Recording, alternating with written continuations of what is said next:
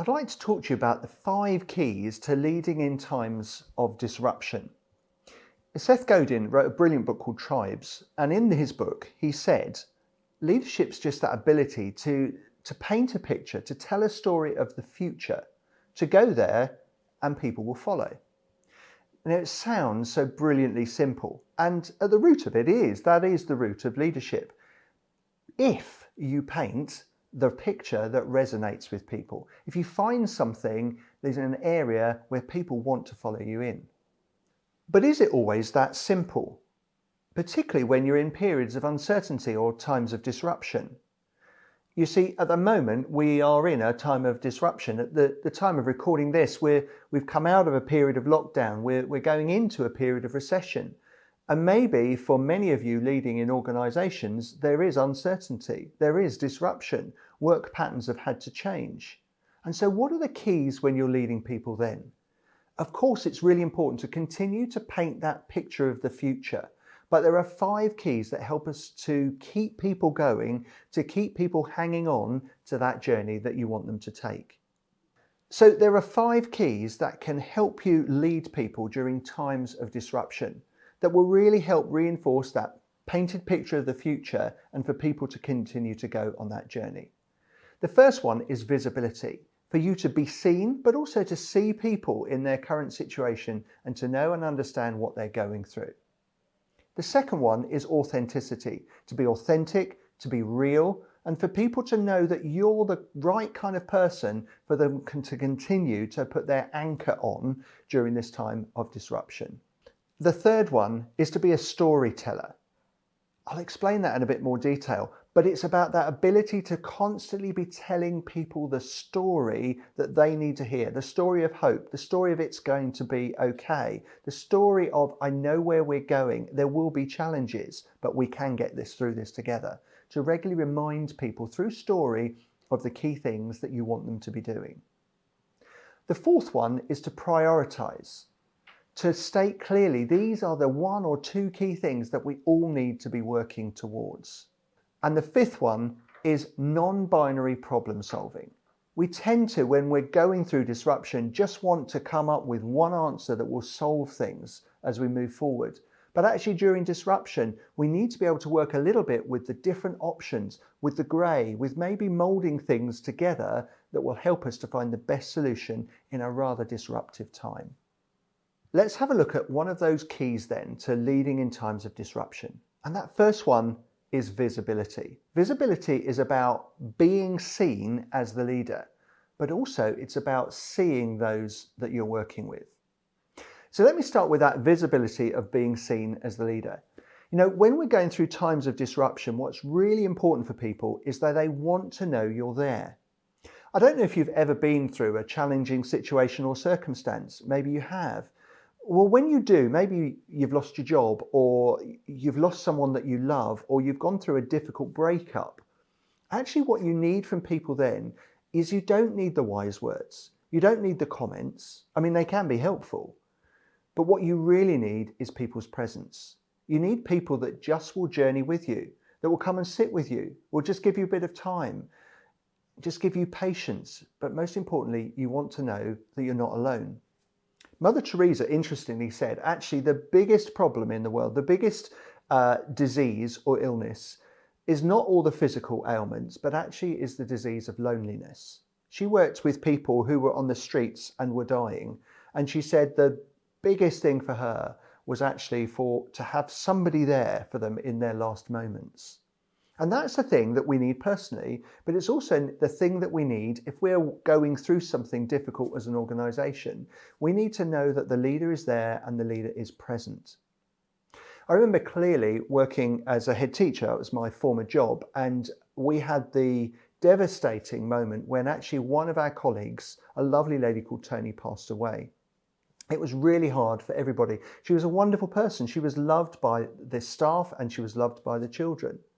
What was absolutely crucial there for me as leader was just to be seen amongst people. It wasn't necessarily to have all the answers, because of course there aren't always the answers when you go through things like that. But I did make sure that each day I particularly went to the department where she worked. I made sure I was there every day just to be seen, to spend time with people, to listen. And that's where the second one comes in, to see, to look at the people you're working with, to look at them, at their faces, to look at their eyes, to kind of look and hear, what are you picking up? What are their current issues? And just to respond to those, to look at them and to see them. So to be seen is really important, to make sure you're there and to make sure you're visible. I find it fascinating at the moment as I look at the political landscape. As at the time of recording, we've just had the kind of A-level scenario where an algorithm got it all wrong and people were calling out this isn't right. And actually a number of people as well were calling out, where is the Prime Minister? Now it may well be, so we've been told, that he's on holiday, but it's interesting that people are calling out at times when they're really difficult, where is the leader? They want the leader to be seen. They want the leader to be seen to be walking amongst the situation, even if there isn't necessarily an easy answer to all that's gone on. So that first key for leading in challenging times is to be visible as a leader. The second key for leading in challenging times and times of disruption is that of authenticity. I want to tell you a little example. I want you to imagine a really choppy sea. And I want you to imagine a boat that is trying to sail on that choppy sea. What a boat needs to do at that point is possibly to drop its anchor, to get something firm and solid to hold on to so that it can cope with all the choppiness that's going on. Now, maybe you're not used to being on a ship in choppy seas and having to find an anchor, but actually in situations that are uncertain, what you want is you want some good anchor points that you know are solid and dependable. And one of those things is a leader that's authentic. And by authentic, I mean that you know that they will do the right thing when challenge comes. You know that when they're talking to you, they're being honest and reliable. You know that when you go to them and say, I'm worried and concerned, that you know consistently that they will listen to you. They won't soft soap you. They won't give you the easy answer. They won't necessarily be able to tell you all the things that are going on because there may well be confidential items to it, but you know that you'll be treated fairly. And that's what you need from a leader in difficult times, is you need someone that's authentic. As a leader myself, one of the things that my staff used to say to me is that we know that you will do the right thing. We know that despite we're going through these challenging times, and there were challenging times, sadly, when in some of my leadership, I had to go through redundancy situations with people. And what they said is, we know that you'll do the right thing, because they knew the leader they were following was authentic. So authenticity is that second key for leading people in uncertain times. The third key is that of a storyteller. Now you might think this is a really strange thing to have as a key leading in uncertain times. Why on earth would I want to be telling stories in uncertain times? Well, let me tell you a story. I once was in a situation where my wife had her jaw locked up. It was locked open. She couldn't speak. She couldn't close her jaw. She was in tremendous pain and we had to get her to hospital to have it sorted. And as we arrived at hospital, we'd phoned ahead. We were taken straight through and seen by the doctor on duty. The doctor did all that they possibly could to relieve the jaw. They did all the things that the medical book told them to do, but the jaw didn't shift. So the doctor called for the person in charge, and what you got was the consultant arrived. And interestingly, as the consultant arrived, there was almost this air, this breeze of calm that came down the corridor. It's almost every medical person that they passed realized the consultant has arrived. As he arrived, he turned to my wife and he just said, "Everything will be okay, my dear." He turned to the doctor and the doctor explained what he'd tried already. And the consultant said, "Yeah, I know that's what the book says, but I want to just show you something that I know will work." And he went up behind, and no joke, it was almost like he had these magic hands. He sort of waved his hands somewhere around here, and miraculously, her jaw within a few moments had loosened and it was okay. Now, it probably wasn't quite as magical a hands as I'm perhaps portraying it, but he certainly knew what he needed to do. And so as he did it, my wife's jaw was freed because he had the experience. He'd been there before. He'd released various jaws. And so he knew over time, he'd been in different situations, different challenges, and could do that. And you see, so it is with an experienced leader. You see, when we have been places before, it might not be exactly the same uncertain time that we're currently in, but we've been in a variety. What we've been able to do is resonate and sift our experience down to some core things that will work. And actually what our people then need to hear is stories of it will be okay. We will get through this. Now, of course, we can't soft soap people with stories. We can't just say to them, it will all be okay, because we might hit challenges that means part of it are not okay. But what you can reassure them with the story is actually we're going to go on a journey together and I will be here with you. And I've been through challenges before. And the power of story can help them to do that. You see, what story does, as you tell a story, it kind of resonates the brain patterning in the listener to your own brain patterning. So, for example, when I told you that story just now about my wife and her locked jaw, you were with me on the journey with the locked jaw. You were with me as the doctor was trying to do it. Even though it was my story, in your imagination, you were there watching it outplay. You were with me. You saw that consultant come down the corridor. You felt the emotion as he said, it will be all okay, my dear. I will loosen your jaw. Because story helps resonate in somebody else. And so when we are going through challenges, what you can do is tell people the stories of what you're expecting in this time of challenge. When you see Fred, for example, doing exactly what you've told people to do in this time of challenge, you tell the story of Fred. You explain, let me tell you what I saw Fred do yesterday. I wanted you to make sure the customer was put first, and I saw Fred deal with the customer. He listened to the need. He carefully unpicked what it exactly was the customer needed.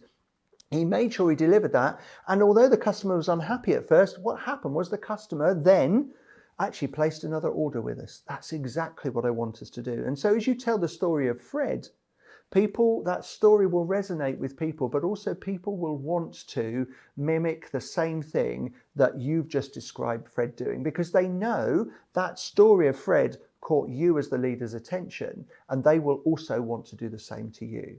So story is really powerful, and your role as leader is to be the chief reminding officer in these situations, reminding people of the expectation. And telling the stories of what you're seeing at that point is absolutely a brilliant way of doing that, because it gets people involved in the story you want for your organization in this time of uncertainty. So number 4 is to prioritize. For you to work out clearly yourself and for others, what are the key priorities in this time of uncertainty? You see, as a leader, it's really key that we are clear before we can get others to be clear. And prioritizing is a good way of doing that. Now, in any situation, it can be different priorities for you as an organization. And so there isn't one priority I can give you, but it's important that you decide what's the 1 or 2 key things that we need to be doing as an organization at the moment. When you get that really clear with people, what you do is you empower them to operate and show their initiative within those key priorities. So what that does is it allows your organization to be dexterous and to be quick and reflecting what's needed for any particular situation, because they know they have the power to operate within those 2 key priorities. Now, the priorities, as I say, could be anything for you. It could be keep the customer happy. It could be about keeping your staff happy and engaged. It could be about communication being key. Whatever your priorities are, it's about making sure you are clear on that and constantly delivering those priorities to people so that they know what they should be focusing on. You see, when we hit challenges, what we need to know is our purpose plus alignment equals shift. If we're really clear on the current purposes and we have everybody aligned to that, what we get is shift in those situations. We can really move things forward, which is exactly what you need in times of uncertainty. So the 5th key to leading in uncertain times is having a non-binary approach to problem solving. So what do I mean by that? Well, binary is an either on or off. It's a yes or a no. That's binary. You might have seen it in maths. It's a 0 or it's a 1. It's one thing or the other. And we tend to, when we're under stress or under problem solving, grasp quickly at the first solution maybe that comes to mind. But actually what we need to have with problem solving is, first of all, to consider a range of options. What are all the possible solutions that might help in this situation? And instead of then just picking one, it's considering, is there more than one way than perhaps I might be able to solve this? So for example, if your sales have dropped and you're thinking, eek, our sales have dropped, our numbers are going down, our profit's going down, we're going to struggle here to pay the bills. What can tend to happen in uncertain times is people jump straight to, then I must make redundancies. And actually at this time at the moment, we're seeing a number of companies, sadly, having to make people redundant. But maybe there's more than a, do I make them redundant or not situation. When you review the situation, it's asking, okay, so if my sales have gone down, why? Is it actually that because I'm not getting my media out enough? Is it because actually I've not got certain stock out to key people? Really exploring what's causing the problem. And then when you know clearly what the problem is, look at the range of solutions, and is there more than one way? For example, instead of making people redundant, could you see maybe, do people want to take some unpaid leave? Could that be a way of cutting your costs? And if a range of people want to do that, that could be a solution instead of, or reducing the number of redundancies that you had to make. Asking people as part of the process, is there anyone that wants to? Perhaps you've got somebody that's been looking for an opportunity to go off and do a new project they want to do, rather than making people redundant. Or is there a way of cutting some costs, but maybe increasing things, maybe diversifying what you're doing to consider as a way of raising income rather than just cutting costs? So non-binary means blending a number of different ideas to come up with a solution. Because one of the keys of leading in uncertain times is taking people with you. One of the things that as you go beyond these uncertain times into okay times again is when your staff know you looked after them during those times, they will be faithful to you and give above and beyond what you've given to them. So having this non-binary approach and looking for a blend of things, and particularly having in mind, how can I do this taking people with me and helping people through this process, will mean that you will get people who are faithful for you beyond this time as well. So these were my 5 keys that will help you in leading uncertain times. They want to know that you are visible as a leader. They want to know that you're authentic and that you can be trusted during these uncertain times. They want to know that you are a storyteller who will constantly tell them what is needed at the time. They want to know that you can tell stories of hope, not unrealistic, but realistic stories of hope. They want to know that you will prioritize the key things and make it clear to them so that they know what they should be focusing on too. And they lastly want to know that you're the kind of leader that won't just go for the simple, quick solutions to a problem, which might not be the best ones. They want to know that you're going to perhaps take a non-binary approach and look at different ways that you can blend together to solve the problem. These 5 keys will help you lead in uncertain times.